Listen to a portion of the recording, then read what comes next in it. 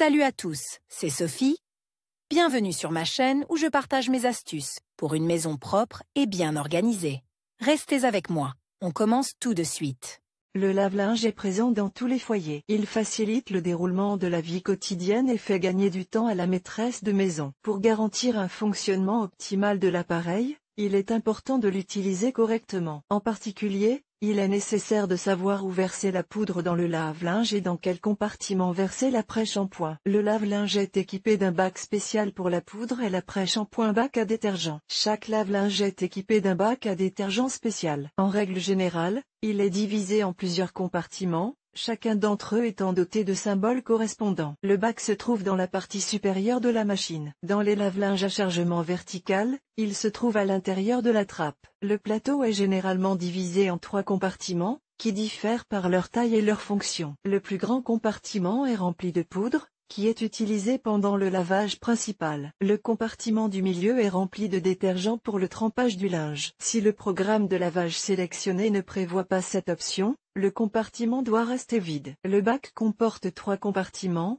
étiquetés avec des chiffres romains, ou arabes, ou des lettres. Le compartiment du climatiseur peut être marqué d'un astérisque ou d'une fleur. Le plus petit compartiment est rempli d'après-shampoing, ou de produits de rinçage du linge. Il est destiné à assouplir les tissus et à parfumer les produits. Sur certains modèles, ce compartiment est doté d'une cloison. Cela permet d'utiliser des moyens supplémentaires, du bleu pour blanchir, de l'amidon liquide pour amidonner le linge, etc. Les détergents de ce compartiment seront ajoutés de façon constante dans le tambour pendant le lavage. Le compartiment peut être rempli immédiatement avant le rinçage. L'assouplissant ou le produit de rinçage est versé dans un compartiment spécial. Ce compartiment peut être rempli juste avant le début du rinçage. Chaque compartiment a sa propre désignation. Les fabricants de différentes marques utilisent les symboles numériques ou alphabétiques suivants, A1, le compartiment où le détergent pour le prélavage est versé ou rempli. Ne le remplissez pas de poudre si le programme sélectionné ne prévoit pas de trempage ou de lavage.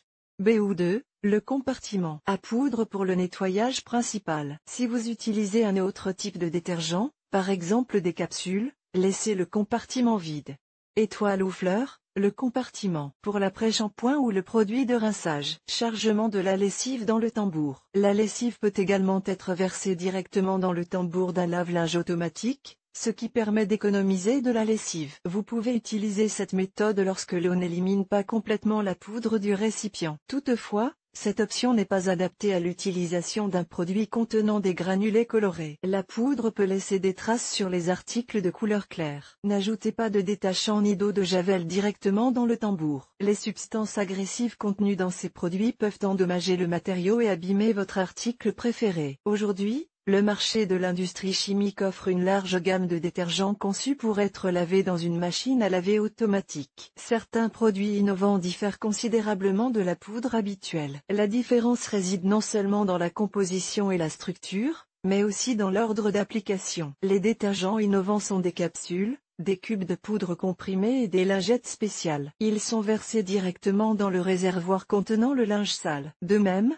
vous pouvez verser de la poudre liquide dans la machine à laver, s'il n'y a pas de compartiment prévu à cet effet. Chers lecteurs, abonnez-vous à notre Telegram, vous y trouverez des informations utiles sur l'entretien ménager et pas seulement. Accédez au canal. Les détergents modernes, capsules, gels, peuvent être ajoutés directement dans le tambour de la machine à laver, là où la poudre est versée dans les machines de différentes marques. La conception du bac à détergent et son emplacement diffèrent selon les marques de lave-linge. Lorsque vous utilisez du gel de lavage, ajoutez un peu d'eau directement dans le compartiment. Cela diluera le détergent et garantira un lavage complet. Ou mettre la poudre dans le lave-linge LG, lorsque vous sélectionnez le mode lavage intensif, versez la lessive dans le compartiment. Étiqueter un nil est généralement de taille moyenne.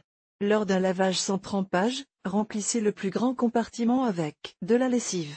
Pour donner au produit un parfum doux et agréable, utilisez de l'après-shampoing et le versez dans le 3e compartiment. Les lave-linges Bosch sont équipés d'un bac à poudre à 4 compartiments. Les 3 premiers sont standards et le 4e est utilisé pour les détergents liquides. La photo montre le bac à poudre d'un lave-linge Bosch, qui comporte 4 compartiments. Un compartiment supplémentaire est utilisé pour le détachant, l'eau de Javel et d'autres détergents liquides. La poudre dans le lave-linge indécis doit être versée dans le plus grand compartiment, si aucun trempage supplémentaire n'est prévu. L'après-shampoing est versé dans le compartiment à côté duquel est représentée une marguerite. Certains appareils de cette marque sont équipés d'un compartiment amovible spécial pour l'eau de Javel. L'ordre de disposition des compartiments dans les lave-linges Beko, Samsung, Gorange, au point Ariston, Atlan peut varier en fonction du modèle. Pour comprendre où verser la poudre et ne rien confondre, lisez le mode d'emploi. Vidéo. Où mettre la poudre et l'après-shampoing dans le lave-linge. Pour comprendre cette question, regardez la vidéo. Marina Nabilskaya, jeune maman, épouse et travailleuse indépendante à temps partiel. Avocate de formation, elle a l'habitude de recueillir et de fournir les informations les plus complètes et les plus fiables. Elle s'améliore constamment dans la sphère professionnelle et s'efforce de s'épanouir sur le plan personnel.